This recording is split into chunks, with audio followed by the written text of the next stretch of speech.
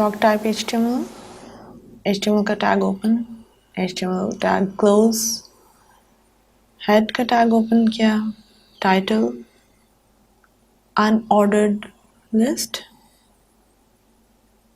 Title का tag close किया, head का टैग क्लोज किया, बॉडी का टैग ओपन किया,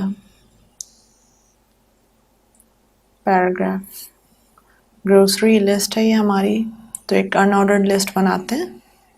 यूएल से हम अनऑर्डर्ड लिस्ट क्रिएट करते हैं, यूएल एलिमेंट से।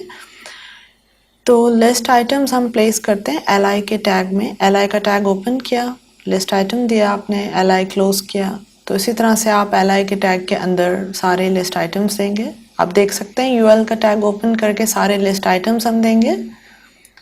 सारे लिस्ट आइटम्स देने के बाद यानी कि एल आई का टैग ओपन करेंगे, एल आई का टैग क्लोज करेंगे।